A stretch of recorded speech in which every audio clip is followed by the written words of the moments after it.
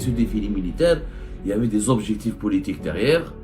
Et l'objectif premier était de montrer au Maroc voisin que nous avons des... Parce que je suis dans l'armée algérienne, il y a eu des missiles, il y a eu des chars, des sous-marins. L'armée algérienne avait un message politique à transmettre.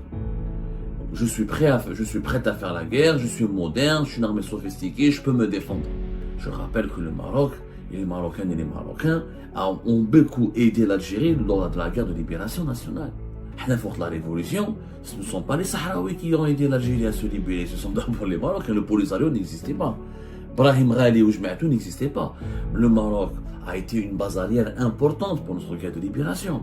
Le Maroc a été un point d'appui important pour la logistique, pour l'armement, pour les opérations militaires, pour le renseignement. Un représentant de l'État marocain aurait été plus que souhaitable. Et s'il faut rendre hommage à l'histoire, il y a même des Marocaines et des Marocains qui ont servi, qui ont combattu au sein de l'armée de libération nationale. Et ce que je trouve dommage, c'est qu'on fait un défilé militaire contre le Maroc, alors que le Maroc était un acteur historique important pour notre guerre de libération nationale.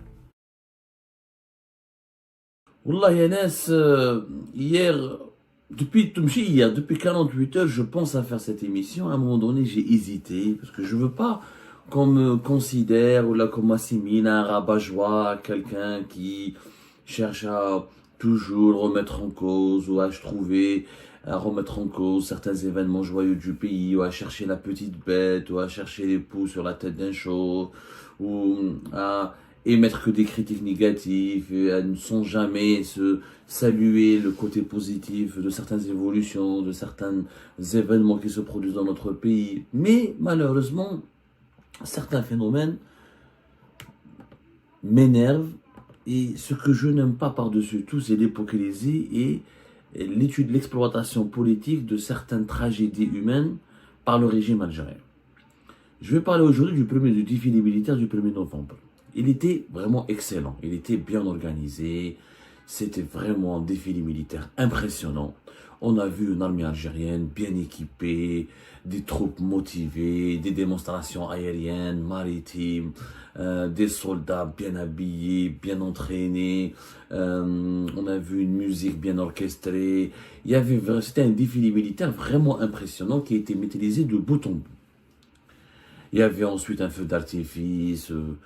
Bon, c'était un moment impressionnant où l'armée algérienne a montré ses capacités opérationnelles, ses capacités logistiques, elle a montré sa modernité, elle a montré qu'elle était une armée qui compte sur la scène internationale, sur la scène régionale notamment, et l'Algérie a démontré que c'est un pays qui a un potentiel militaire important et impressionnant. Ceci dit, moi j'ai critiqué au départ ce défilé parce que ce que j'ai critiqué c'est d'abord deux choses. D'abord, ça ne justifiait pas de fermer la capitale pendant plus d'une semaine, pratiquement, et d'annuler des vols et de bousculer les programmes des vols aériens pendant pratiquement 10 jours avant cet événement.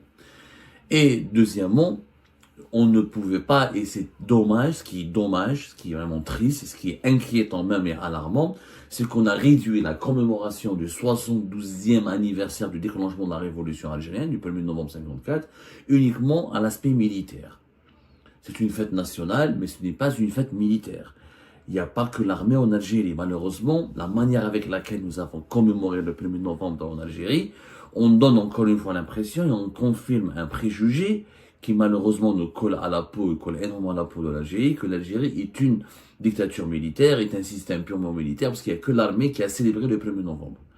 J'aurais aimé qu'en parallèle de ce défilé militaire, il y ait des concerts de musique, il y a des expositions artistiques, il y a des festivités musicales et artistiques, des festivités sportives. Il n'y a pas que le défilé militaire à travers lequel, on ne peut pas, malheureusement, on a uniquement utilisé le défilé militaire comme moyen pour commémorer le 1er novembre. Et ce défilé militaire, il y avait des objectifs politiques derrière, et l'objectif premier était de montrer au Maroc voisin que nous avons parce que je suis dans l'armée algérienne, il y a eu des missiles, il y a eu des chars, des sous-marins, des missiles balistiques, des troupes spéciales, des forces spéciales. L'armée algérienne avait un message politique à transmettre. Je suis prêt à faire la guerre, je suis moderne, je suis une armée sophistiquée, je peux me défendre. C'est un message politique. Et malheureusement, on a exploité le 1er novembre, non pas pour célébrer en soi le 1er novembre et pour rendre hommage à nos martyrs, à nos moudjahidines, et commémorer la victoire glorieuse de l'Algérie et célébrer notre indépendance après, mais surtout pour envoyer un message politique dans un environnement géopolitique violent où malheureusement, encore une fois, notre plus important voisin qui est le Maroc, est considéré par nos dirigeants actuels comme un ennemi, comme un adversaire, comme un potentiel ennemi contre lequel on pourrait faire la guerre parce qu'il est allié avec Israël, parce qu'il est allié avec les Émirats Arabes Unis ou d'autres pays qui nous sont hostiles. Donc, toujours cette propagande anti-marocaine qui a été le firmament de cette propagande anti-marocaine a abouti à un défilé militaire où les armes les plus sophistiquées de l'armée algérienne ont été présentées pour envoyer un message à ce pays adverse, à ce pays adversaire, malheureusement. Mais je faisais une autre exportation politique, pour moi, ما فهمتش علاش البريمي نوفمبر نديرو غير لي ديفيلي ميليتير، ما درناش ان فيستيفال دو جون، عندنا لي زارتيست، ما عندناش كو دي il y a pas que des militaires en Algérie. On a des artistes, on a des écrivains, on a des poètes, on a des chanteurs, on a des peintres, on a des sportifs, on a des athlètes. L'État algérien aurait pu imaginer d'autres festivités. Gagner le défilé militaire de 2h30 qui a duré, qui était impressionnant. On aurait pu organiser aussi des jeux sportifs, des festivités musicales et artistiques, cinématographiques, qui auraient pu être aussi impressionnantes. Sauf malheureusement, encore une fois, comme pour le 5 juillet 2022, c'est la célébration du 60e de l'indépendance du pays, la célébration du 70e anniversaire du déclenchement de la Révolution, a été uniquement et significativement limité à l'aspect militaire. Ce qui veut dire que le régime exploite une fête nationale pour envoyer un message politique d'actualité à ses voisins ou là, au pays qu'il considère comme ennemi. Malheureusement, c'est le Maroc voisin, alors que je rappelle que le Maroc et les Marocaines et les Marocains ont beaucoup aidé l'Algérie lors de la guerre de libération nationale. Je suis désolé on a invité la Mauritanie, le président de la Mauritanie, la Tunisie, et un représentant de l'État libyen, et le gars du Polisario, Brahim Hadek, pour moi qui n'a pas de légitimité, je vais comme sincèrement. La révolution, ce ne sont pas les Sahraouis qui ont aidé l'Algérie à se libérer, ce sont d'abord les Marocains. Le Polisario n'existait pas. Brahim Ghali ou Jma'atou n'existait pas. Le Maroc a été une base arrière importante pour notre guerre de libération. Le Maroc a été un point d'appui important pour la logistique, pour l'armement, pour les opérations militaires, pour le renseignement. Le Maroc, il a joué un rôle important dans le déclenchement de la guerre de libération nationale. Un représentant de l'État marocain aurait été plus que souhaitable. Et s'il faut rendre hommage à l'histoire, quand il faut raconter l'histoire, il faut la raconter totalement, il faut la raconter fidèlement. Le Maroc, comme plus que la Tunisie, puisque les bases arrière, le Maroc a été une base arrière plus importante. Il y a même des Marocaines et des Marocains qui ont servi, qui ont combattu au sein de l'armée de libération nationale. Ça, on ne le raconte pas assez. Beaucoup de dirigeants du FLN, l'ancêtre des services secrets algériens, le MALC, avaient des bases arrières importantes sur le territoire marocain, qui ont été utilisées pour acheminer des armes, pour organiser des opérations qui ont servi à faire beaucoup de mal aux forces coloniales, aux forces de l'armée coloniale française. Le Maroc, sa présence aurait été, et ce que je trouve dommage, c'est qu'on fait un défilé militaire contre le Maroc, alors que le Maroc a été un acteur historique important pour notre guerre de libération nationale. Et là, je peux vous citer des exemples historiques. Maroufa. Il suffit juste de lire, de se documenter. Et on vous fera une émission importante là-dessus, sur l'importance, on fera une émission détaillée, approfondie, sur l'importance du soutien marocain pour la lutte pour l'indépendance du pays. Parce que c'est beau de dire que le Maroc était notre ennemi, chaque jour, matin et soir, Maroc, ou le Marocain c'est des ennemis, ou des Rofina, c'est pas vrai, historiquement parlant.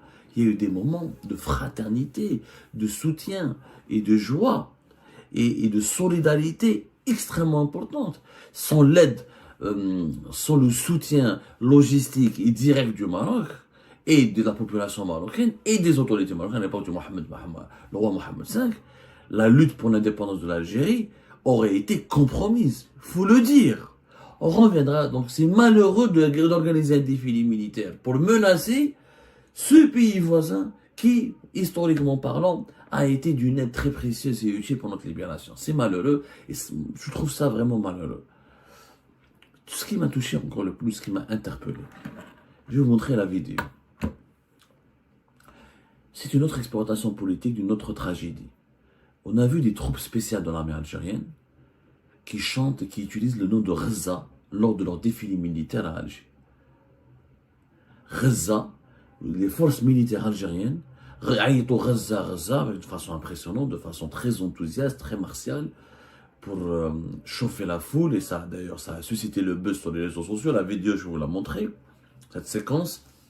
Voir des membres des forces spéciales, et les troupes d'élite de l'armée algérienne, les soldats les mieux entraînés, les plus redoutables, entonner à vive voix, ou là à haute voix, Reza, Reza, Reza, et chanter à la gloire de Reza, comme s'ils allaient partir libérer Reza, comme si c'était vrai. Parce que ce n'est pas vrai.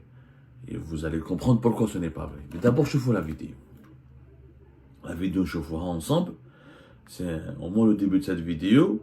Regardez bien où sont les chants et les slogans qui ont été répétés de façon mécanique, de façon délibérée. C'est-à-dire vraiment, il y a eu un entraînement, il y a eu des instructions. Ces troupes spéciales de l'armée algérienne ont été instruites de réviser ce chant qui a été répété durant leur défilé dans les rues d'Alger, seulement.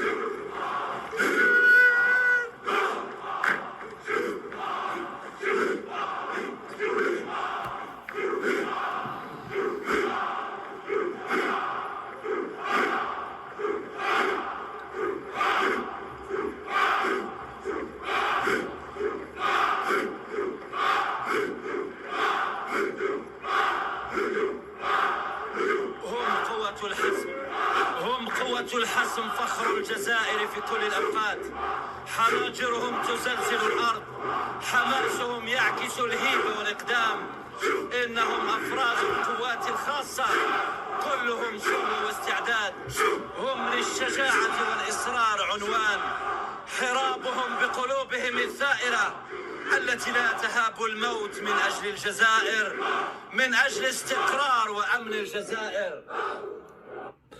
Vous avez bien vu, donc c'est impressionnant, parce que voilà, de toute façon, ce genre de démonstration de parade militaire ne peut qu'impressionner les simples mortels, parce qu'on voit des soldats hyper armés, bien musclés, bien préparés, des soldats qui sont prêts à faire la guerre, leur enthousiasme, leur niaque mangoulou, leur ardeur, elle est impressionnante. Mais ce qui est encore plus impressionnant, c'est cette démonstration. Gaza, où je دخل Gaza في défilé le 1er novembre. Ils ont exploité Gaza. نعاود نسمعها لكم، سمعوا مليح.